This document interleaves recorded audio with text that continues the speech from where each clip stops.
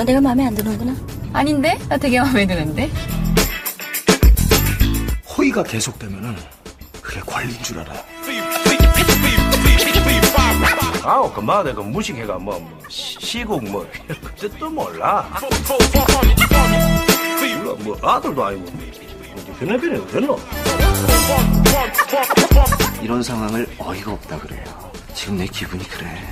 어이가 없네.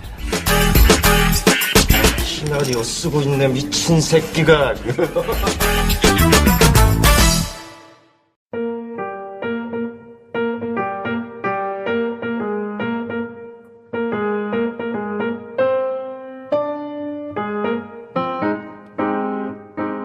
평론가와 일반인 사이 매력적인 영화 미생들의 유쾌한 영화 잡담 시네마스타 시작하겠습니다. 어서 오세요. 안녕하세요. 네. 매번 듣지만 참 잘 지은 것 같아. 네. 평론인가 일반인 사이. 네. 칭찬 좀 한 번씩 칭찬도 좀 해주고 좀 그래 좀 댓글도 그래? 한번 언급해주고 하더만. 시끄럽고. 자, 서울 국제 사랑 영화제라는 게 있습니다. 네. 그때 저희가 한번 말씀드린 것 같은데. 네. 저희가 GV를 4월이구나. 첫 GV를 할 예정인데요. 4월 20일부터 25일까지 이화여대 이시신의 삼성홀이라는 게 있나 보죠? 제가 안 가봤어요. 이화여대 안을 안 들어가 봐가지고. 네. 여기서 개막식을 하고 필름 포럼과 찾아가는 영화관 여기서 이제 영화를 상영하는데 10여 개국에서 25편을 총 상영하는 모양이에요. 네. 다르덴 특별전도 있고 네. 뭐 종교개혁 500주년 특별전도 있고 주제는 다시 RE 다시. 해가지고 다시. 네. 그래서 아무튼 네. 한 편을 네. 저희가 시네마스타에서 에피소드로 한 편 만들어서 미리 공개를 해드릴 거고요. 그 에피소드로 소개한 영화를 21일 날, 네. 4월 21일 날 금요일 날 저녁에 네. 필름 포럼에서 실제로 틉니다. 네. 그리고 거기 이제 끝나면 저희가 이제 셋이 나가서 큰일이다. 네. 저희와 즐거운 만남을 정말 가질 큰일이네요. 예정이니까요. 네. 많이 찾아주십시오. 네. 영화도 보시고. 네. 이화여대 사나요? 네. 그거는 아니, 필름 포럼. 그럼 필름 포럼에서 한다니까. 이화여대는 뭐 개막식만 하고. 개막식이라 그래? 뭐라 그래요? 네, 개막식이죠. 그냥 필름 포럼으로 찾아가는 길을 이화여대를 이렇게 통과해서 가면 돼. 그러네. 이화여대 그 담장 있으니까. 건너편에 있으니까. 그렇게까지 해야 돼? 가는 길이 거기야.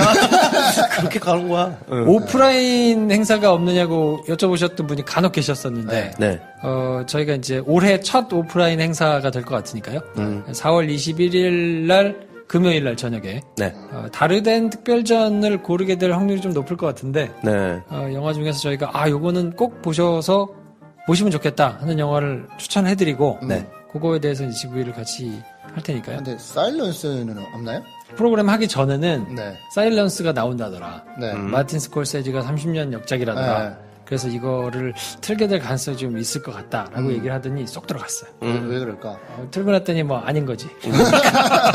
자기들의 그 방향과 달랐겠지. 그랬을 수 있죠. 네. 왜냐면 뭐 사람들이 별로 안 봐서. 뭐 그럴 수는 있겠다. 사실 뭐 이게 뭐 주제가 아무리 신앙에 관한 얘기라고 하지만 일본에서 배교한 사람 얘기 아니야. 그거를 종교 영화제에서 하긴 좀 그럴까. 종교개혁 500주년 특별전으로 그래. 하기에는 약간 좀 500주년 기념으로 배교한 사람 이야기를 할 수. 신의 침묵을 보여주는.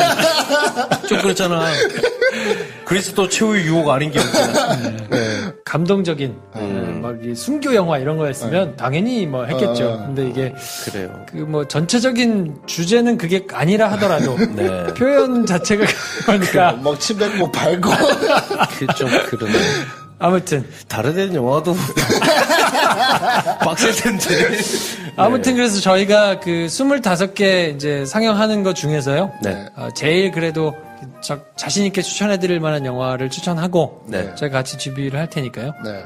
많이들 시간 되시면 좀 와주시면 좋겠고요. 뭐 지지난 시간에 예고해드린 대로 네. 김프로 쇼가 4월 6일 날 찾아옵니다. 여러분 네. 많이 들어주십시오. 네. 그리고 이번 시간에도 선물 드려야죠. 네. 이번 시간에 선물 우리 대구 수성교 기분 좋은 카페 철수에서 보내드리는 무슨 커피? 더치커피. 더치커피. 네. 커피를 제가 안 먹어가지고. 네. 더치커피 한 병 받으실 분은 쿨 FRG님입니다. 네, 축하드립니다. 네, 쿨 FRG. 그러니까 요 이제 내부는 저희한테 늘 이렇게 후원을 자주 많이 해주신 분들이어가지고 댓글도 저희가 자주 달아주시고. 네, 이게 뭔가 이렇게 감사함을 좀 표현해야 될 것 같아서 네. 일단 우선적으로 드렸고요. 네. 마찬가지로 jk@preto.com 혹은 페이스북 김프로 페이지로 주소와 연락처를 좀 보내주시면 개인정보 유출 없이 보내드리겠습니다. 네. 주소하고 연락처를 쿨FRG님께서는 꼭 좀 보내주시고요. 자, 히든 피겨스 내용 얘기를 해볼 텐데 네. 줄거리 요약. 요거는 시간이 좀 길어가지고 6구다리 정도로. 네. 사실 이건 뭐 이렇게 왔다 갔다 하는 내용들이 좀 많아서 이걸 뭐 구다리가 딱딱 정리되지가 않더라고요. 네. 근데 뭐 주요 뭐 줄거리를 좀 설명드리면 근데 이거 그냥 되게 신기한 건데 우리 한 몇 주 그냥 지나갔는데 네. 김프로님 이걸 그냥 한번 보고 이렇게 구다리를 요약을 하시다니 천재다. 천재인가요? 이게 이렇게 딱 이렇게 난 이게 영화를 네. 역시 1일 1편을 보게 되면 시나리오나 내용이 그냥 정리가 되나 보다. 아니 그래도 저게 있잖아요. 그래도 나름 10년 또 기자 생활을 했기 때문에 그러네. 야마 잡고 구다리 잡는 거는 요걸로 10년 제가 밥을 먹고 살았습니다. 맞네요.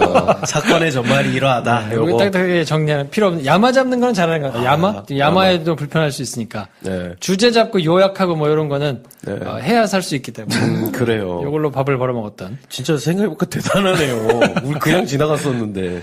자, 아무튼 그래서 6구다리. 첫 번째 구다리는 네. 수학의 천재적인 재능을 가진 캐서린에 대해서 이제 어린 시절을 보여주면서 네. 그 새 여인, 그 새 주인공의 캐릭터를 보여주는 에피소드를 이제 소개를 해줍니다. 그게 이제 첫 번째 구다리고요. 그리고 두 번째는 나사로 들어가서 흑인 직원들의 처우와 상황이 어떤지 뭐 이런 거를 쫙 보여주고 그 와중에 이제 캐서린이 선발이 되죠. 그래서 이제 사무실을 옮겨가는 거를 보여줍니다. 세 번째 구다리는 캐서린의 남편이 되는 이제 짐 존슨이라는 사람이 등장을 해서 네. 뭐 얽힌 그때부터 이제 약간씩 로맨스를 피워가는 그런 소소한 에피소드들이 쭉 등장을 하고요. 네. 그리고 네 번째 구다리쯤 가서는 이제 소련이 먼저 그 이제 우주 프로젝트를 성공하죠. 그래서 이제 막 긴장감이 조성이 되고 나사에 난리가 나고 막 박차를 가하면서 중간중간에 계속 요거를 관통해서 나오는 에피소드가 하나 있어요. 그게 바로 화장실 에피소드. 그렇죠. 네, 화장실에 달려왔다가, 뭐 그걸 이제 여러 차례 걸쳐서 이제 계속 보여주잖아요. 그리고 다섯 번째 구다리가 그렇게 이제 어려움을 겪다가 결국 이런저런 에피소드를 통해서 캐서린이 활약을 해서 프로젝트가 성공합니다. 대대적으로 성공을 하고, 그리고 이제 마지막 구다리는 그 주인공 세 여성이 각자 원하는 것들이 있었는데 그걸 이제 다 이루죠. 네. 그걸 다 이루고 그게 이제 실존한 인물들의 기록, 사진 뭐 이거 하고 이제 오버랩이 되면서 그 기록이 나오면서 영화가 훈훈하게 마무리되는 것으로 네. 영화가 정리됩니다. 그렇습니다. 네. 어떤 장면이 제일 좋으셨어요? 좀 뭐 딱 한번 터트리잖아요. 캐서린이. 진주 목걸이 날 살린다. 그 장면이 안 좋기가 힘들죠. 그렇죠. 그때 너무 좋았어요. 저는 이제 이 영화가 뭐 혹자들은 너무 보기 편하게 이렇게 윤기나게 이렇게 칠해놓은 거 아니냐 하는 뭐 평을 들을 수 있을 것 같긴 해요. 근데 저는 여기서 연출이 되게 잘했다 이런 걸 딱 깨달았거든요. 지르는 거야 뭐 나와야 하는 당연히 이제 그 타이밍에 정말 너무 정답처럼 거기서 이제 캐서린이 딱 뭐라고 하는 장면 좋았는데 전 그 바로 다음 순간도 너무 좋았어요. 나가잖아요, 캐서린이. 네. 케빈 코스너가 이렇게 둘러보면 다들 꿀먹은 벙어리가 돼 있고. 그 떼는 거. 네, 스티커를 떼잖아요. 컬러드. 근데 이게 자칫 잘못하면 여기서 케빈 코스너의 멋짐 혹은 여기서 어떤 캐서린이 그렇게 가고 나서 뭔가 바로 그걸 해소해줘야 될 것 같은 기분이 들어서 케빈 코스너에게 뭔가 과한 액션을 주기 굉장히 쉬운 장면이거든요. 그렇죠. 훈계를 한다거나. 훈계를 막 니네 이때까지 뭐 한 거야 하던가 아니면 뭐 그냥 되게 거칠게 커피포트를 확 치워버린다. 이거 갖다 말이야 라고 하던가. 그러면 그거는 어떻게 되냐면 캐서린은 갑자기 없어지고 케빈 코스너가 멋져지거든요. 그렇게 될 경우. 근데 그러지 않았다는 거. 네. 자기도 어쩔 줄 모르는 거죠. 그래서 이걸 떼면서 나도 그냥 백인 남자구나를 깨닫게 연출됐다는 게 이게 그러니까 이 영화가 그냥 보기 좋게 만든 영화가 아니고 누군가가 막 영웅적으로 멋있게 해서 뭐 키다리 아저씨처럼 얘네를 탁 해결해 주는 영화가 아니라는 이 영화의 매너가 거기서 나왔어요. 제 생각에. 그래서 그렇죠, 이 영화가 너무 좋다. 연출을 그냥 3.5점짜리가 아니다 이거. 약간 이런 느낌으로. 저는 정확히 그 지점하고 똑같은 걸로 저는 오히려 그 떼는 거보다 그거를 씬을 아예 시퀀스를 분리해서 네. 그 다음에 그 화장실 막 그 간판을 쳐 부수잖아요. 네. 그러면서 나사에는 컬러드 없다.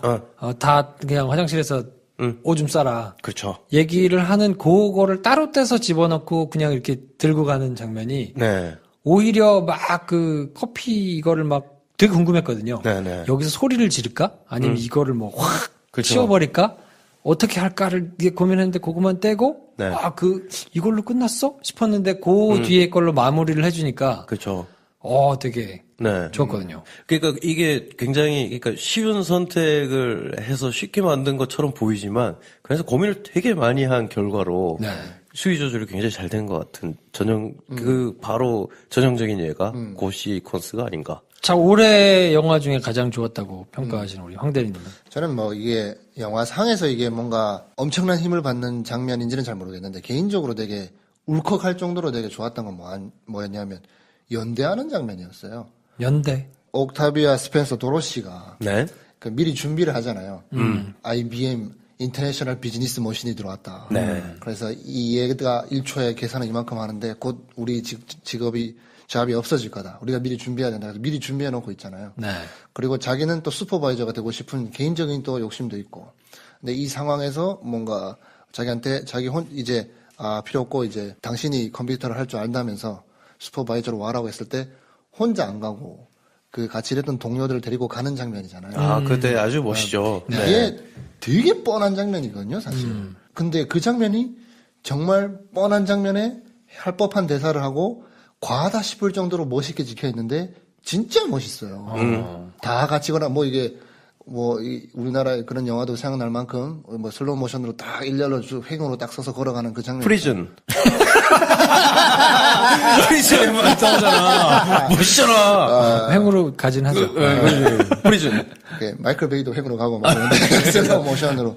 너무 뻔한데 이게 진짜 저 개인한테 질문으로 다가오더라고요. 네가 이런 부당한 대우를 받고 있는 순간에 혼자 슈퍼바이저로 갈 수 있는 상황이 주어졌다고 하면 그걸 포기하고서라도 이웃과 함께 같이 갈 수 있겠냐. 이 연대에 대한 질문으로 다가오더라고요. 이게 내가 별로 거기에서 생각하고 있나 모르겠는데 평상시에 그게 그 순간에 되게 다가왔었고 네. 이건 자칫 이 영화의 단점으로도 꼽을 수 있을 것 같은데 뭐냐면 결국 차별이 만연한 이 공동체 안에서 이 문제를 해결하는 사람들은 뭔가 뛰어난 사람들이에요. 케빈 코스트너는 나사가 내 거고 거기서 뭐든지 할 수 있는 사람이라서 화장실을 깨부실 수가 있고 이 여자 주인공인 여성이고 흑인이고 그런 차별이 있던 시대였지만 누가 뭐라 해도 수학 실력 하나만큼은 타고난 천재였잖아요.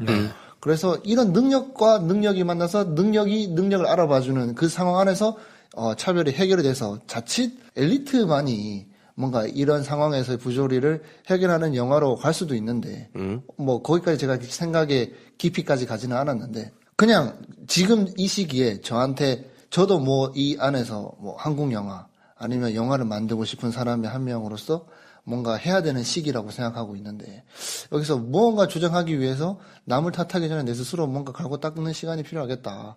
이런 개인적인 좀 메시지로 다가오는 게 있어가지고 네. 사실 뭔가 이 전반적으로 그래서 이 이야기들이 쉽게 웃고 넘길 수 있는 이야기라고 하나 그렇게 크게 불편함을 건드리지 않는 이야기로 점철돼 있다고 얘기할 수도 있는데 왠지 모르게 이상하게 나한테 개인적인 메시지가 질문으로 다가오는 영화라 가지고 그런 면에서 가볍지만 무겁게 다가와서 좀 좋았어요.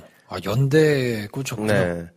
혼자 갈 수 있으나 미리 다 준비시켜놓은 그러니까 우리가 필요한 순간을 다 같이 맞이하자라고 해서 그러니까 이미 그 옥타비아 스펜서 도로시는 이미 그러니까 슈퍼바이저의 위치에서 할 법한 생각을 미리 하고 있는 사람인 거잖아요. 제가 이걸 염두하고 한 얘기가 아닌데 네. 처음에 그런 단점으로 순서를 바꿨으면 정말 기가 막혔겠다. 그 엘리트 의식으로만 바꿀 수 있다고 자칫 이야기가 풀릴 수가 있는데 그걸 보완하는 게 어떻게 보면 옥타비아 스펜서의 연대하는 모습으로 진정한 승리를 얻어내잖아요. 이 이야기의 단점으로 갈 수 있던 점이 확실한 장점으로 부각되는 이야기 안에서의 구조도 있네요. 네. 그러니까 리더의 자질을 묻는 영화인 것도 같아요. 그리고 뭐 쉽게 말하자면 이럴 수 있잖아요. 뭐 예를 들면 뭐 페미니즘 운동을 하는데 그래서 결국은 뭐 저 위에 있는 기득권이 남잔데 뭐 걔네가 허락해줘야 우리가 바꿀 수 있는 거야? 이렇게 공격을 한다 칩시다. 이 이야기를 가지고.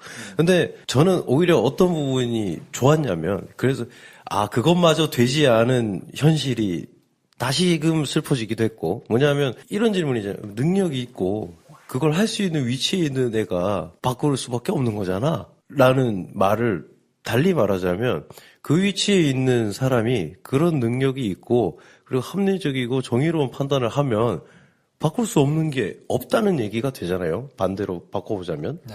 그러니까 거기서 희망을 품을 수도 있다는 거죠. 리더의 자질 그리고 어쨌든 나사는 물론 이게 이제 성적이 뽕을 맞아서 소련보다 빨리 달에 뭐 착륙을 시켜야 된다. 네. 궤도에 올려야 된다는 어떤 국가적인 사명과 그리고 그걸 완수해낼 수 있는 능력을 갖춘 사람들만 모여있는 조직이다 보니 네. 그래서 다른 곳보다 빨리 그걸 깨쳤다는 걸 보여주는 영화일 수도 있죠. 여기가 만약에 그냥 나사가 아니라 신발 만드는 공장이었다 했다면 그 위치에 있는 사람들이 굳이 뭐 그렇게까지 할 필요가 없었겠죠. 소련의 신발을 우리가 이겨야 된다는 생각을 안 했을 테니까. 소련의 신발. 근데 그 엘리트 의식이 뭐 좋게 가면 노블리스 오블리지가 될 수도 있는 거고. 네. 근데 뭐 노블리스 오블리지라는 말 자체도 계급을 나눠 놓는 이야기니까. 네. 그것도 이제 공격받을 수 있는 이야기지만 어쨌건 우리가 여기서 이제 보고 우리의 삶에 적용할 수 있는 얘기는 뭐냐면 내가 있는 위치에서 내가 그 위치에서 내릴 수 있는 선택을 정의롭고 합리적인 판단을 내릴 수 있는 능력과 자질을 갖추고 그랬을 때 세상은 바뀔 것이고 근데 내가 그런 능력과 자질을 갖췄음에도 그 위치에 있지 못한다 한들 그걸 우리가 언제까지나 절망에 빠져서 나는 이 위치에만 가면 그걸 할 수 있는 사람인데 이게 안 된다라고 하는 사람에게는 도로시가 보여준 행동이 어떤 경종을 울릴 수 있는 얘기가 되겠죠. 네. 우리가 필요하고 우리 모두가 같이 함께 갈 수 있는 길을 우리가 미리 닦아놓으면 어쩔 수 없이 우리를 선택할 수밖에 없을걸? 네. 이라고 했을 때 거기서 커스틴 던스트 마저 이름을 불러주잖아요. 마지막에 미세스 도로시 이렇게. 뭐 그런 점에서 사실 굉장히 막 인정사파 혹은 보기 좋게 잘 그냥 행복하게 봉합한 영화처럼 보이지만 네.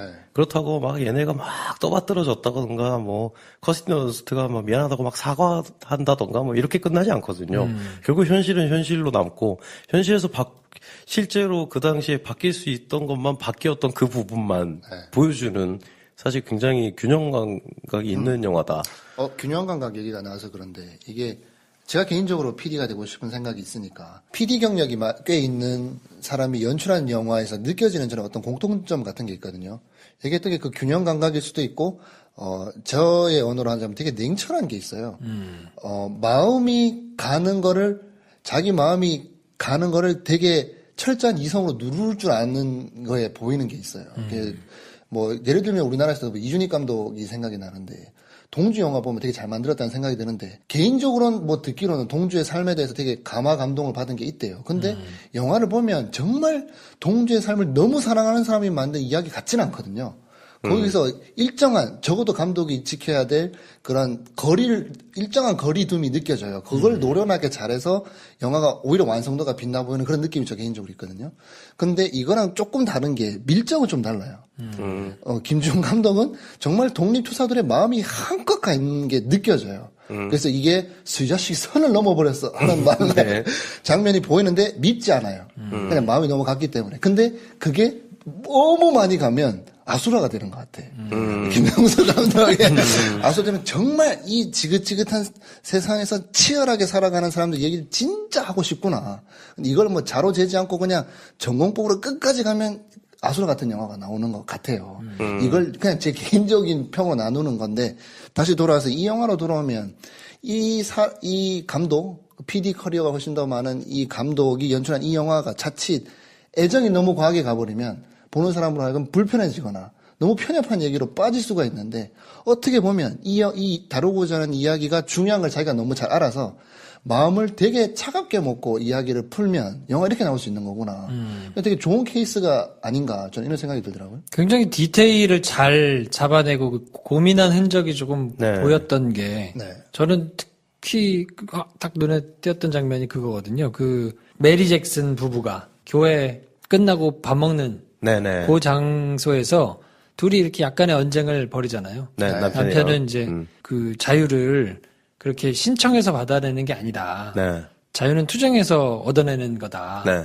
그러면서 뭔가 그 나사에서 이렇게 바뀌지 않는 조직에 들어가서 그렇게 뭔가를 하려고 하는 부인에 대해서 불만을 가지고 있는 거를 네. 막 설전을 둘이 막 벌이잖아요. 네. 연구원의 꿈을 꾸는 것 자체가 어불성설이다. 말이 안 된다. 오히려 이거는 흑인의 자유는 투쟁을 해서 받아내야 되는 거다. 라면서 이제 막 설전을 벌이고 있는데 그거 자체가 사실은 굉장히 합리적이고 진취적이고 개혁적인 이야기 메시지잖아요. 그렇죠. 근데 그 방식이 굉장히 폭력적이에요. 얘기를 하다가 아들이 끼어드니까 아들 말 못하게 하거든요. 내가 너 말 끊지 말라 그랬지. 네. 그러면서 화를 갑자기 내더니 채소 먹으라고 채소를 줘. 네. 근데 난 채소 안 먹는다 그러니까 네. 시끄러. 너 키클럽 먹어야 된다고. 네. 그리고는 확 가거든요. 맞아요. 그러면서 여자한테 쫑크를 주죠. 시민의 권리가 다 똑같진 않다고. 그러면서 쫑크를 확 주니까 여자가 그 말에 핀트가 잠깐 나가면서 네. 뻘쭘하기도 하고 이렇게 질책을 받은 거에 대해서 화가 좀 확 나거든요. 네. 그 화풀이를 동생한테 해요. 네. 여동생한테 네. 먹으라고. 너도 먹어. 그래서 주니까 나 안 먹는데 오빠 따라서 너 먹으라고. 맞아요. 그러면서 확 그렇게 화를 내고 지나가는데 네. 야, 이 사람들이 차별을 당하고 있는 그 폭력적인 차별을 당하고 있는 사람들이 네. 결국 이 폭력에 계속 노출돼서 익숙해져서 자기도 모르는 사이에 아이들한테 무의식적으로 이렇게 행동하고 있는 것에 대한 단적인 에피소드를 조그맣게 이렇게 보여주는 네. 것 자체가 야, 이게 영화가 한 조각도 버릴 수 없게 네. 굉장히 잘 디자인을 해서 만들었구나 하는 네. 거를 저는 그 에피소드를 보면서 네. 느꼈던 이건 기억이 있어요. 부모로서 더 민감하게 느낄 수도 있겠네요. 그럴 수 있죠. 보면서. 왜냐하면 안 먹는다면 정말 때리고 싶거든.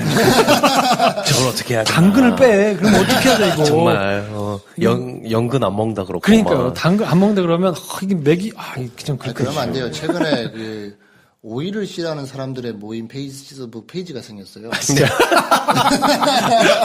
그래. 3일 만인가 4만 명을 돌파했어요. 아, 진짜요? 오이 안 먹는 분들 많죠. 그건 취향이 아니라 유전자적으로 오이가 안 받는 거예요. 그래. 그래도 먹을 건 먹어야지. 그런 사람들이 있대요. 저도 심심해서 한번 가입해봤어요. 아, 그래. 근데 저는 또 재밌는 지점이 있었어요. 이 영화가 이를테면 여성의 인권을 위한 페미니즘 영화들 많잖아요. 네. 되게 영리한 게 여기 남편들이 기존 영화들의 아내 역할을 해요. 비중 자체가 그래요. 비중 자체가. 네. 그러니까 너무 신선하더라고요.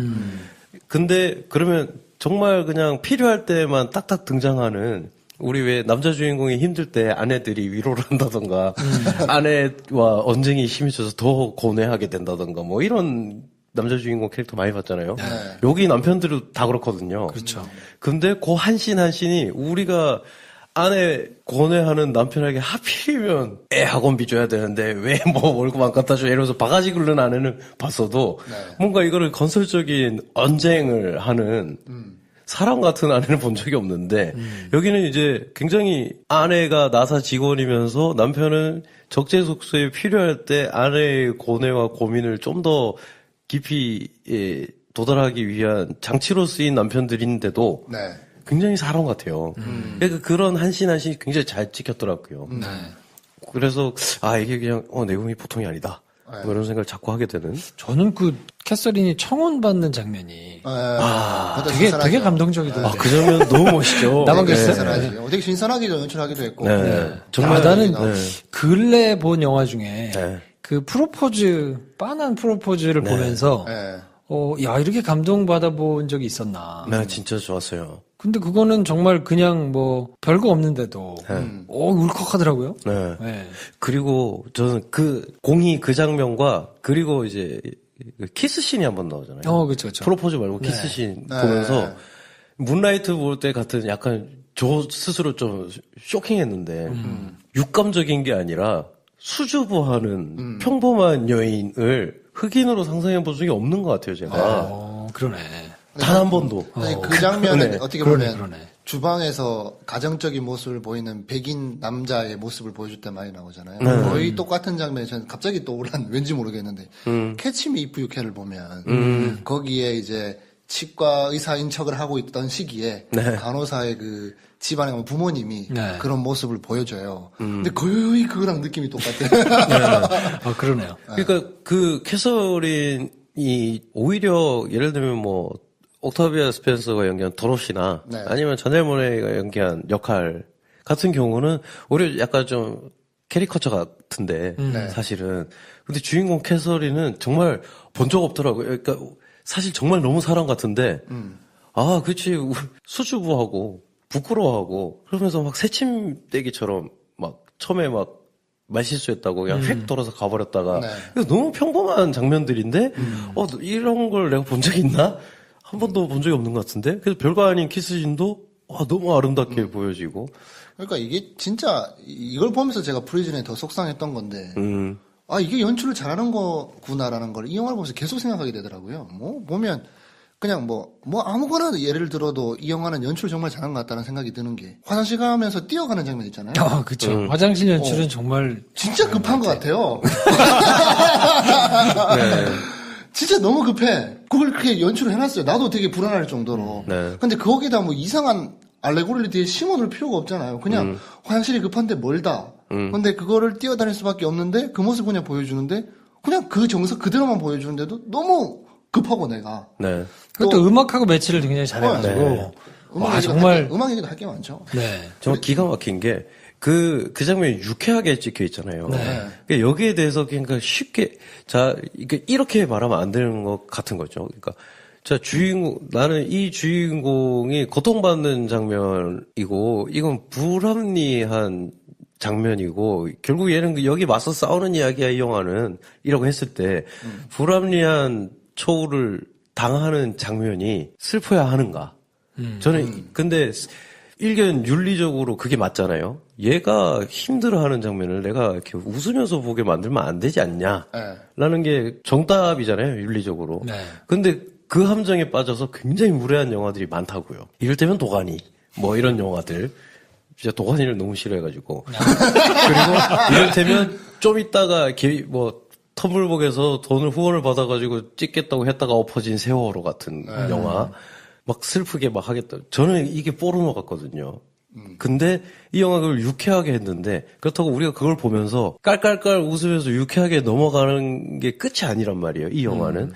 이 영화에서 이걸 유쾌하게 보여주면서 저는 뭘 느꼈냐면 그 첫 장면을 봤을 때랑 똑같은 느낌이 들었어요. 경찰이 오니까 그 똑똑하고 서로 핑퐁처럼 주고받는 막 재치 있는 위트 있는 대사들을 막 얘기를 하던 이 똑똑한 세 명의 여인들이 자넬 모네를 제외하고는 얼어가지고 딱 봐도 저 맥주 잘 먹게 생긴 백인 경찰한테 어쩔 줄을 모르고 대답을 제대로 못하거든요. 그리고 당연히 800m, 900m 옆에 있는 다른 동에 가서 화장실을 가야 되는 이 캐서린도 수학 천재라서 나사에 온 건데 거기에 대해서 일체 열심하지 않고 저기 가야지 뭐 하고 뛰어간다는 걸 알려주기 위해서 유쾌한 음악을 깐 거란 말이에요.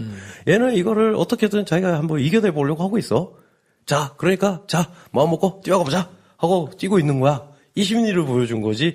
제가 힘든 걸 우리가 지금 상쇄시키기 위해서 웃기게 유쾌하게 보여주고 싶어서 이러는 거야. 이런 매너가 아니라는 거죠. 네. 근데 이게 사실 되게 미묘해요. 그냥 음악을 슬프게 깔래? 너무 촌스러운데? 유쾌하게 할까? 근데 욕 먹지 않을까? 우리 항상 여기서 멈추거든요, 생각을. 근데 영화가 확실하게 아니야. 여기서 우리가 불합리에 싸우는 방법을 이들을 어떤 방식으로 보여줄지에 따라서 음악도 이렇게 해야 되고 여기서는 더 경쾌해야 되고 아니야 여기서는 근데 심지어 경쾌하면 안 돼를 다 정해놓고 찍은 게 티가 나는 연출이라 그게 너무 좋았어요. 진짜 화장실 에피소드는 그 영화를 많이 보거나 네. 자주 봐서 이렇게 구조를 잘 아는 사람이 아니더라도 네. 그게 몇 번에 걸쳐서 반복되고 나중에는 이제 BA에 네. 맞으면서 클라이막스가 또 되고 거기서 또 마지막에 빵 메시지를 담아서 한번 터트려주고 하는 것들이 네. 굉장히 친절하지만 세련되게 네. 잘 연출이 돼 있어서 와 이거 정말 잘 연출했구나라는 생각이 좀 들더라고요. 그게 뭐 화장실 가는 얘기가 계속 길어져서 그런데 이걸 가지고 또 정확하게 해야 될 말을 피하지 않고 이 화장실 오고 가는 장면으로 메시지를 또 정확하게 던지거든요. 네. 촌스러울 수도 있는데 계속 정확하게 보여주는 게 뭐냐면 혼자 계속 흑인 혼자 이렇게 외롭게 왼쪽으로 계속 뛰어가다가 주인공을 찾으러 백인 남자가 반대쪽으로 달려와요.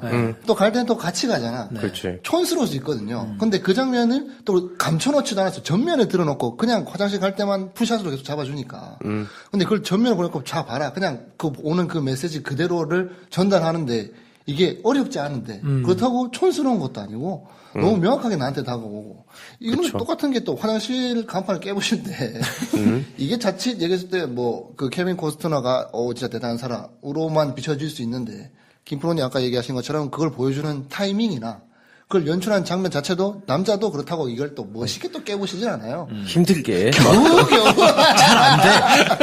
겨우 모세한 힘으로 겨우 해요. 그리고 그치. 네, 그걸 뭐 보여주려고 하는 것도 아니고 겨우 막 이렇게 또 약간 불안한 눈동자로 다 지켜보고 있는 가운데 겨우 없애는 그 장면을 통해서 오는 감동도 있고.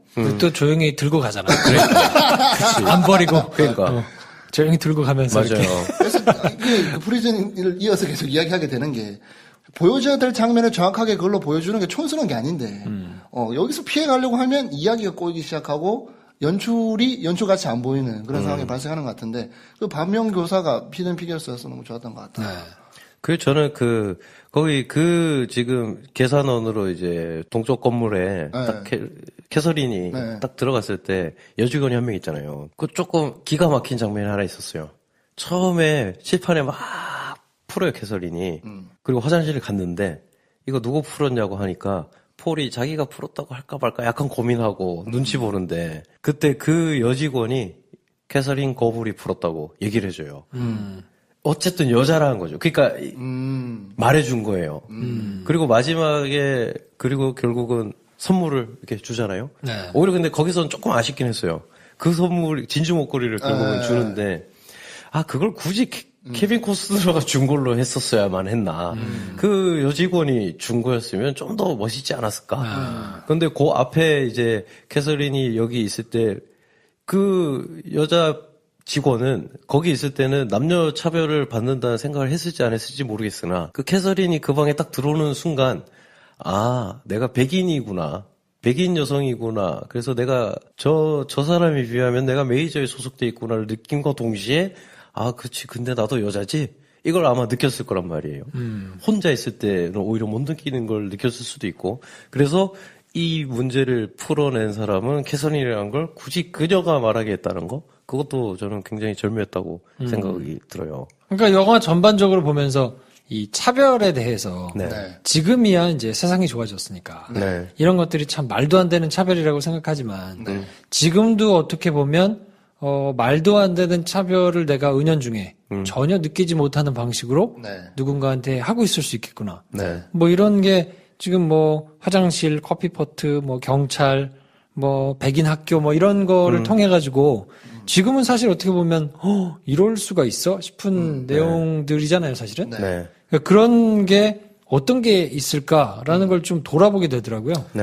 저도 똑같은 걸 돌아봤는데 이 영화에 바로 이런 메시지를 정확하게 주는 게 있다니까요. 생각하게 만드는 부분들이 많이 있는데 흑백 갈등에 대해서 보여주듯이 저 시기에 저랬어? 요즘은 그래도 많이 나아졌지 하는데 또 이 영화가 개봉한 시기가 트럼프의 반이민 정책이 시작되는 그 시점이잖아요. 네. 그래서 여기에 적용해보면 어떤 이야기를 할 수 있을까라는 생각을 하게 되더라고요. 네. 전 당장 공항 들어갈 때부터 이 이야기를 적용시킬 수 있겠다 싶더라고요. 아메리칸이랑 아니면 외국인, 시민권 있는 사람이랑 없는 사람부터 나누는 게 혹시 한 몇백 년이 지나면 이거 자체가 되게 웃기지 않을까.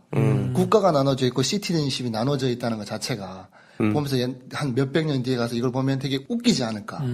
뭐 그런 생각이랑 또 뭐 학비를 받는 거에 있어서도 시민권 있는 사람과 없는 사람이 학비가 막 3배씩 차이 나잖아요. 미국에는. 이게 나중 가서 보면 정말 웃기는 상황일 수도 있지 않을까?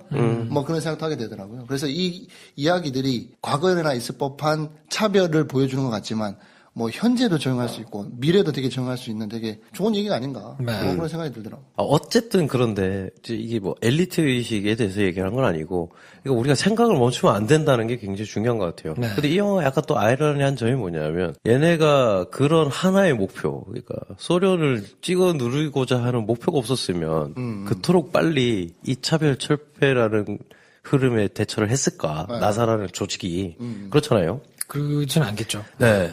그러니까 그것도 아이러니한 거죠. 그러니까 그런 목표 없이도 그러니까 캐서린이 그렇게 똑똑하지 않아도 네. 그렇게 대우를 해줄 수 있나 우리가 과연 그렇지 않을 것 같다. 오히려 그래서 그런 특수한 상황에 특수한 능력을 가지고 거기 들어간 애들이라 당당할 수 있었던 거고.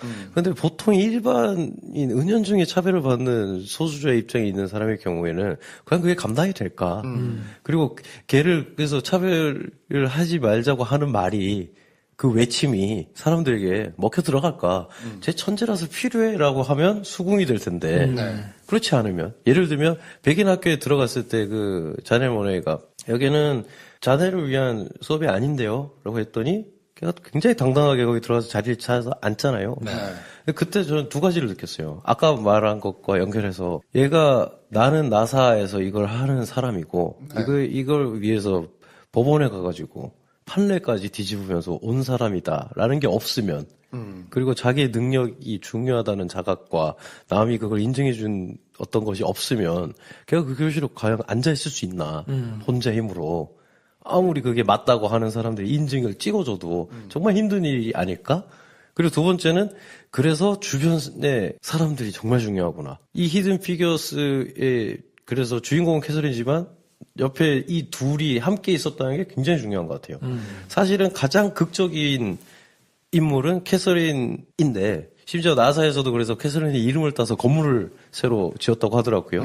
나머지 둘은 이제 그에 비해 약간 나사에서의 어떤 상징적인 의미는 조금 떨어진다고 볼 수도 있는 인물이기도 하고. 하지만 이 영화에서는 왜 이 세 명이 한 몸처럼 나왔나를 생각했을 때 아 이건 혼자 그렇게 해서 이겨내긴 정말 힘든 일이고 하지만 얘네가 퇴근을 하고 와서 집에 왔을 때 혹은 같이 차를 타고 내일 같이 출근을 하자 하면서 퇴근하고 집 앞에서 서로 인사를 하는 이 순간에 아 얘네는 엄청난 힘이 되겠구나 이걸 느끼게 되는 또 영화기도 하고 그러니까 생각해보면 그런 메시지를 전달하기 위해서 그 주제에만 심취해 있다고 한다면 여기에 아무런 구속을 받지 않고 이 얘기만 할 거야 그러면 자칫 이야기가 폭력적일 수가 있는데 오히려 이런 이야기를 하는 거에 있어가지고 한 발짝 거리를 두고 이야기를 해야 될 이야기와 그다음에 관객에게 돈을 내고 영화를 보는 관객에게 줘야 될 것들도 고려하면서 뭔가 객관적인 시선으로 잘 풀어가서 만들어진 이 이야기가 오히려 더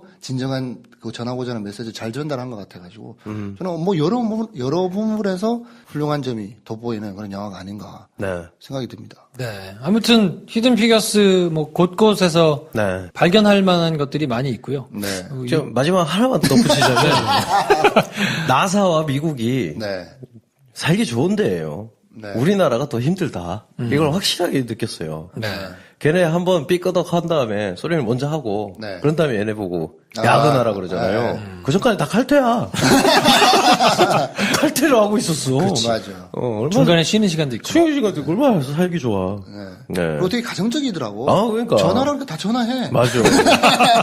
아, 그리고 요 얘기를 제가 하려고 했었는데 이제 막 지나가려고 까먹었는데 짧은 이야기니까. 초인이라는 독일 영화를 찍은 서은영 감독이라고 있어요. 저랑 같이 학교를 다니는 이제 친구인데 그 친구가 학교에 들어오기 전에 대기업에 다녔었거든요. 그때 그 층에 여자 화장실 없었대요. 그러니까 이게 뭐 흑백을 나눠놓은 그 깜둥이 새끼 이런 차별이 아니라 그러니까 우리는 은연중에 의뢰이 그냥 뭐 남자 직원이 대부분이니 여자 화장실이 없는 거예요. 그게 뭐 80년대, 90년대 일이 아니라 우리나라 불과 몇 년 전에도 거기 여직원이 안 들어오면 여자 화장실이 없는 거고. 근데 거기 근데 일부러 여직원을 안 뽑은 건 아니었겠으나 거의 첫 번째 아니면 두 번째 여직원으로 그 부서에 발령이 났다 하면 다른 층까지 가야 되는 거거든요. 화장실을 쓰러. 그러니까 이런 것에 대해서 다시 한번 돌이켜봐야 되지 않나. 그러니까 메이저의 입장에 있는 사람들이 우린 당연시했고 우리가 크게 잘못한 거 없는데 우리 눈에 보이지 않을 뿐이지 누군가가 비를 맞으면서 몇백 미터를 뛰어가고 있는 상황을 우리가 민감하게 캐치를 못하고 있는 건 혹시 없나? 네. 이걸 생각하게 한다. 네. 그래서 영화 곳곳에서 아무튼 생각해볼 만한 지점들이 굉장히 많고요. 네. 그것들을 굉장히 치밀하고 세련되게 잘 풀어내서 네. 근데 거기다가 보기도 쉽게 이해하기도 어렵지 않게 네. 잘 만들어진 수작이 아닌가 싶고요. 야, 이 영화 이만큼 칭찬했는데 아직 음악 얘기 하지도 못했네요. 뭐 얘기 별로 못했어. 음악 참 좋습니다. 네. 음악도 뭐 한스 짐머를 비롯해가지고. 퍼렐 윌리엄스도 네. 네, 참여했고. 이거 저 끝나고 OST 들으면서 왔어요. 아, 그래요? 네, 뭐 들썩들썩 하면서 올 수밖에 없을 정도로 정말 신나는 음악들의 향연입니다. 그렇죠. 중간중간에 굉장히 뭐 이 기분 좋은 네. 네, 네. 음악들이 많이 나오죠. 전 자넬먼의 음악 들으면서 왔는데 또 좋더라고요. 네. 혹시 안 보신 분이 아직 계시다면 꼭 좀 챙겨보시면 좋을 것 같고요. 네. 보시면 보실수록 아무튼 뭐 제가 2번 본 것 같은데 2번 봐도 재밌더라고요. 네. 네. 그래서 아무튼 꼭 챙겨보셨으면 좋겠습니다. 네. 지백 민세정 님이 연주해주신 오버 더 레인보우로 이번 편은 시작을 했었는데, 이거 들으면서 저희는 마무리 인사드리고요. 서울국제사랑영화제, 4월 21일 금요일 날, 저희가 GB하니까, 네. 그때 시간 되시면 많이 찾아오시면 좋겠고, 다음 주에는 게스트가 있습니다. 아, 네. 네. 알리바바 픽처스. 네. 계시는 감님이네. 저희 청취자분이시기도 하고, 아, 그래서 저희 시네마스타를 되게 애청하고 계시기도 한데, 네. 뭐 아무튼 이렇게 일정이 맞아가지고 저희가 또 중국 상황이 요즘에 너무 안 좋잖아요. 뭐 현지 또 어떤지 뭐 이런 얘기도 한번 들어볼 겸 네. 게스트를 모시기로 했으니까 네. 청취자분하고 네. 같이 꾸며드리도록 하겠습니다. 네. 평론가와 일반인 사이 매력적인 영화 미생들의 유쾌한 영화 잡담 시네마스타 오늘은 여기까지 하겠습니다. 다음 시간에 뵙겠습니다. 감사합니다. 안녕히 계십시오. 좋아요, 구독, 공유, 알림 설정 필요합니다. 필요합니다. 안녕. 안녕.